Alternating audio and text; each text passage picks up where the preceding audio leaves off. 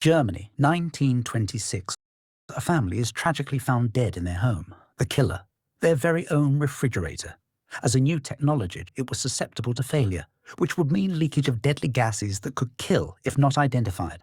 Such stories were not unheard of in the early days of refrigeration, but one scientist by the name of Albert Einstein wanted to change that. His work on a safe refrigerator broke new ground, but multiple issues prevented it from gaining recognition until very recently. What was the secret behind this forgotten refrigerator, and could it make a comeback? Let's find out. Hello and welcome. We're thrilled to have you join us as we explore fascinating and lesser-known stories from the history of science. The best part? You don't need any technical background, just an open mind and eager curiosity. Let's begin. In 1926, newspapers reported the tragic death of an entire family from toxic gases emanating from a faulty refrigerator. These new electric iceboxes promised convenience, but concealed a hidden danger. They relied on chemicals like ammonia, sulfur dioxide, and methyl chloride, which could become deadly if they seeped from the system's tubes and pumps, which leaked. Moved by such preventable tragedies, Albert Einstein set out to create a safer alternative, one that wouldn't accidentally end lives. Partnering with his former student, Leo Szilard, Einstein tackled an ambitious challenge: build a safe, efficient refrigerator without using deadly gases. A daunting task, but if anyone could pull it off, it was those two brilliant minds.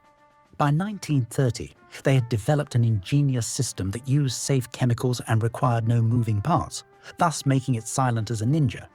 In theory, at least. Einstein's refrigerator operates on two fundamental principles. The first is cooling by phase change. When a liquid evaporates into a gas, it absorbs heat from its surroundings, causing cooling. Conversely, when a gas condenses back into a liquid, it releases heat to its surroundings. The heat exchange during these phase changes is known as latent heat. The second is partial pressure dynamics. Partial pressure refers to the pressure a gas would exert if it were the only gas in a container.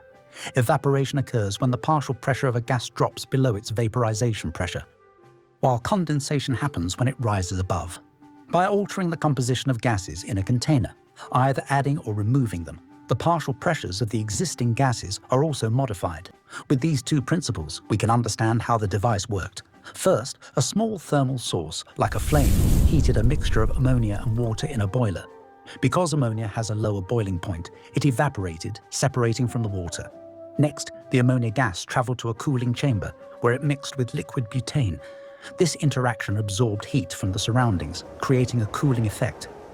Finally, the gases returned to their original states and recycled through the system, creating a continuous cooling cycle.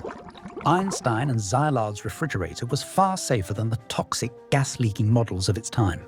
Using no moving parts, it was also incredibly durable and reliable, requiring only a heat source to operate. So why didn't this revolutionary invention catch on? The first problem was noise.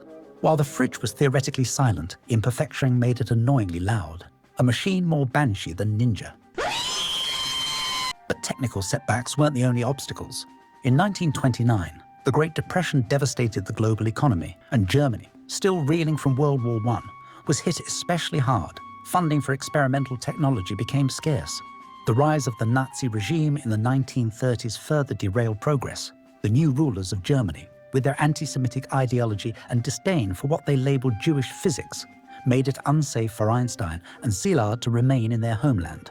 Adding to the refrigerator's problems was the rise of a new chemical refrigerant, Freon.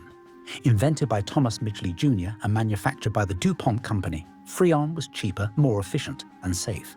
Safe for humans at least, not the planet, as Freon use would eventually lead to severe depletion of the ozone layer. But by the 1930s, it had become the industry standard. Meanwhile, Einstein's life took a dramatic turn. As the political situation in Germany worsened, he left for the United States in 1933, and Szilard followed in 1938. Despite their ingenuity, the economic turmoil of the Great Depression and the shifting technological landscape meant their safer refrigerator never saw mass production. They secured several patents for their designs, but it wasn't enough to keep the project alive.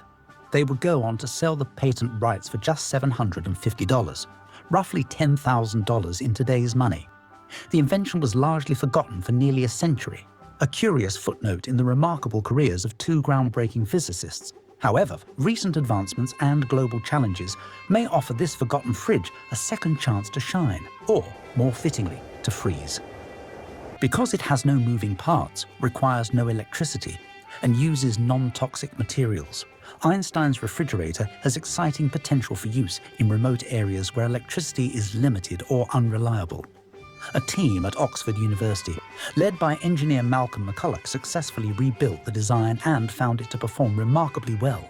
McCulloch and his team believe that with modern materials and improved manufacturing techniques, the fridge could even become commercially viable once again. If that happens, perhaps history will remember Einstein not just for reshaping physics, but also for helping to advance refrigeration. A cool addition to his legacy. Thanks for watching. If you enjoyed this video, please like, subscribe, comment, and share. It's really appreciated